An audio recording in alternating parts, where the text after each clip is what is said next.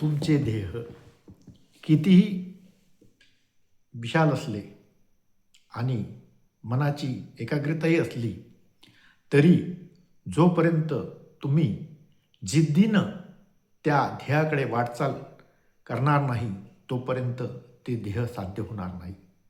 नमस्कार मित्रांनो, मी विजय डवंगे. शब्दचिंतन. आजचा विषय आहे जिद्द.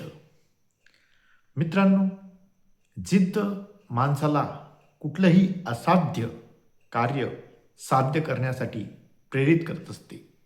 माणसात असलेली जिद्द आपल्याला त्या कार्यासाठी तुम्हाला आतून एक ऊर्जा प्रदान करत असते.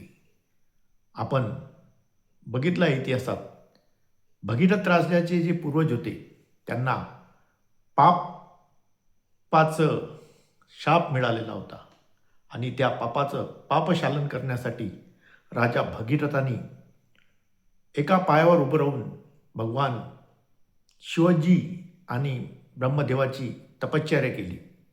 हजारो वर्ष तपश्चर्या करून भगवान शिवजी आणि ब्रह्माजी प्रसन्न झाले आणि त्यांनी जी पापशालन करण्यासाठी गंगा, पवित्र गंगाचं अवतरण पृथ्वीवर करण्यासाठी त्यांनी देवाकडे प्रार्थना केली आणि भगीरथ प्रयत्नाने गंगा पृथ्वीवर अवतरली आणि सागर घराण्याच्या पूर्वजांच्या पापशालन होऊन ते त्या पापमुक्तातून होऊन त्यांचं पापशालन केलं आणि त्यांचा पिढ्यानपिढ्यांचा उद्धार केला. त्या जिद्द असलेली भगीरथ राजाच्या जिद्दीपायी आणि गंगा पृथ्वीवर आली.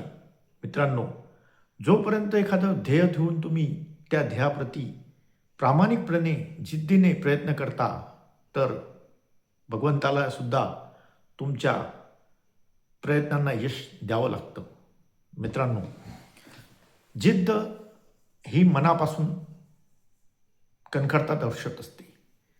ज्या पद्धतीनं छत्रपती शिवाजी महाराजांनी स्वराज्याचं स्वप्न बघितलं आणि ते पूर्ण करण्यासाठी जिद्दीने प्रयत्न केले आणि असेच जिद्दी मावळे आपल्यासोबत घेऊन ते स्वराज्याच्या बांधणीसाठी असताना कोंढाणा हा किल्ला हा मोगलांच्या हातात होता आणि तिथला सरदार उदयभान हा अत्यंत कडक आणि कणखर योद्धा होता.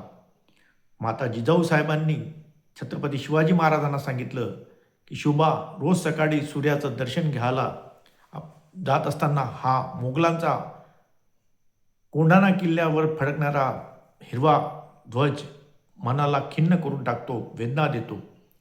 तेव्हा छत्रपती शिवाजी महाराजांनी कोंढाणा सर करण्यासाठी प्रण घेतला.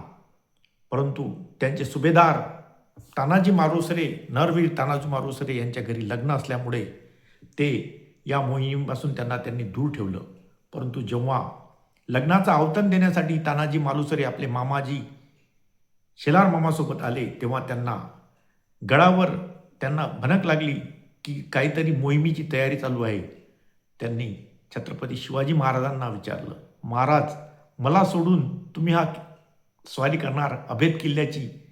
तेव्हा त्यांनी सांगितलं की आधी जिद्दीनं सांगितलं की महाराज, हा किल्ला जिंकणार मीच, या किल्ल्याचं पान मीच उचलणार. आणि त्यांनी पान उचललं आणि जिद्दीने म्हटलं, आधी लग्न कोंढाण्याचं आणि वाचलोच तर लग्न रायबाचं. आणि त्यांनी असा अभेद, जो उदयभान अत्यंत क्रूर आणि पराक्रमी सरदार होता, त्या सरदाराविरुद्ध तो किल्ला जिंकणं अशक्यप्राय गोष्ट होती.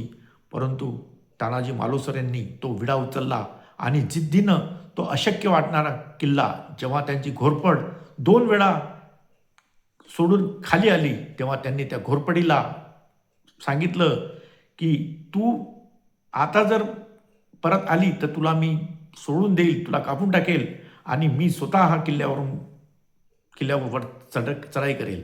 आणि तिसऱ्या प्रयत्नानंतर घोरपड ते चिटकली आणि त्या घोरपडीला पकडून अभेद किल्ल्यावर त्यांनी चढाई केलं आणि तिथं घनघोर युद्ध त्या उदयभानासोबत करून उदयभानासोबत लढले.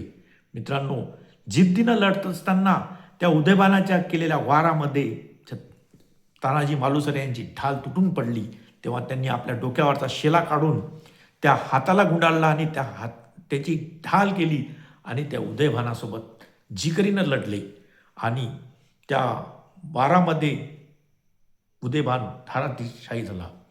जेव्हा किल्ल्यावर गडावर त्यांनी भगवा फडकला, छत्रपती शिवाजी महाराज तिथे गेले आणि बघितलं तर छत्रपती शिवाजी महाराजांना तानाजी मालुसरे धाराशाही झालेले बघितले आणि त्यांनी म्हटलं, गड आला पण माझा सिंह गेला. मित्रांनो, अशा पद्धतीनं जिद्दीनं ते गड लढला आणि त्या गडाचं नाव छत्रपती शिवाजी महाराजांनी तानाजी मालुसरे यांच्या नावानं सिंहगड ठेवलं. मित्रांनो, कुठलाही जर ध्येय गाठण्यासाठी प्रामाणिकपणे प्रयत्न आणि जिद्दीनं जर लढलं तर कुठलंही ध्येय असाध्य नसते. म्हणून मित्रांनो, तुमच्या जीवनामध्ये तुम्हाला जर काही ध्येय गाठायचं असेल तर तुम्हाला तुमचे प्रयत्न आणि जिद्द अत्यंत आवश्यक आहे, तरच तुम्हाला यश भेटेल. धन्यवाद.